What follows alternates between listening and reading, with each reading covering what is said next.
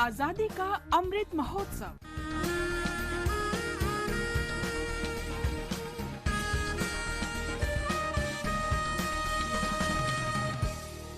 आजादी का सफर आकाशवाणी के साथ। भारत का गौरवशाली स्वतंत्रता संग्राम आधुनिक विश्व के अब तक के सबसे बड़े संघर्षों में से एक है। आकाशवाणी समाचार आपके लिए प्रतिदिन लेकर आता है इस संघर्ष की एक झलक।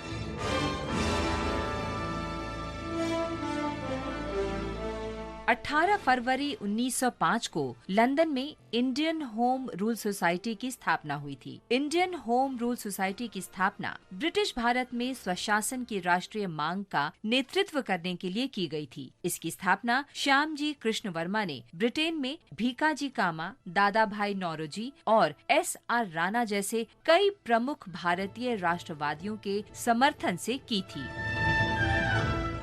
इंडियन होम रूल सोसाइटी उस समय के विक्टोरियन सार्वजनिक संस्थानों के आधार पर एक महानगरीय संगठन था। इसका एक लिखित संविधान था। इसका उद्देश्य था भारत के लिए स्व शासन को सुरक्षित करना और सभी व्यवहारिक तरीकों से ब्रिटेन में भारतीय हितों के लिए प्रचार करना। इंडियन होम रूल सोसाइटी की सदस्यता केवल भारतीयों के लिए थी। इसे भारतीय छात्रों और ब्रिटेन में अन्य भारतीय लोगों का महत्वपूर्ण समर्थन मिला। इंडियन होम रूल सोसाइटी ने भारत में क्रांतिकारी आंदोलनों के साथ निकट संपर्क बनाए रखा। इसने लंदन में इंडिया हाउस की स्थापना की। इंडिया हाउस लंदन में भारतीय विद्यार्थियों का आवास था। इसे ब्रिटेन में भारतीय विद्यार्थियों के बीच राष्ट्रवादी विचारों को बढ़ावा देने के उद्देश्य से स्थापित किया गया था। इंडियन होम रूल सोसाइटी ने श्यामजी कृष्ण वर्मा की पत्रिका द इंडियन सोशियोलॉजिस्ट के साथ ब्रिटेन में क्रांतिकारी भारतीय राष्ट्रवादी आंदोलन की नींव रखी। 1907 में श्यामजी कृष्ण वर्मा के पेरिस स्थानांतरित होने के बाद इस सोसाइटी की जगह VD सावरकर द्वारा स्थापित अभिनव भारत मंडल ने ली।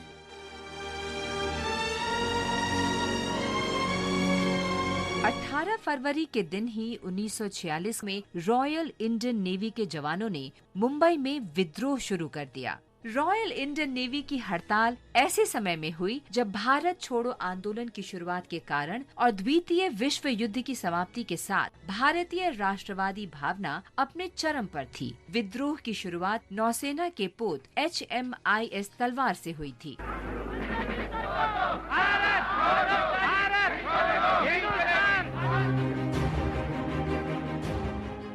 हड़ताल की शुरुआत बेहतर भोजन और काम की बेहतर स्थिति को लेकर की गई थी, लेकिन जल्द ही ये विद्रोह सभी राजनीतिक कैदियों की रिहाई और ब्रिटिश शासन से स्वतंत्रता की व्यापक मांग में बदल गया। हड़ताल शुरू होने के अगले दिन जवान भारतीय ध्वज लहराते हुए लॉरियों में मुंबई के चारों ओर फैल गए। रोकने की कोशिश करने वाले पुलिस कर्मियों के साथ इन जवानों ने पूरी ताकत से मुकाबला किया।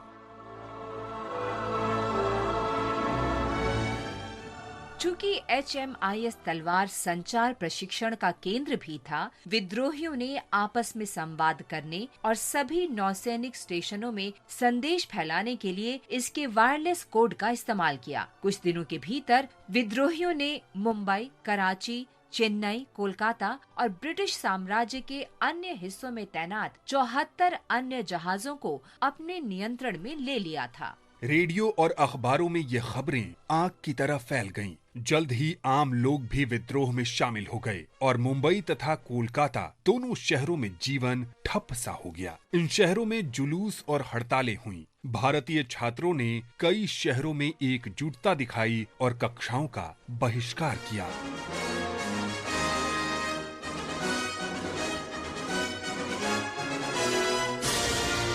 ब्रिटिश पुलिस ने क्रूरतापूर्वक कार्रवाई करते हुए प्रदर्शनकारियों पर गोलियां बरसाईं, जिसमें सैकड़ों भारतीय नागरिक मारे गए और हजारों घायल हो गए। अंत में 24 फरवरी 1946 को सरदार पटेल की मध्यस्थता से ये विद्रोह शांत हुआ। ये एक ऐसी घटना थी जिसने ब्रिटिश शासन के अंत को देखने के लिए भारतीय लोगों के सभी वर्गों के दृढ़ संकल्प को और मजबूत किया। विद्रोह की याद में आज मुंबई में एक नौसेना विद्रोह स्मारक खड़ा है।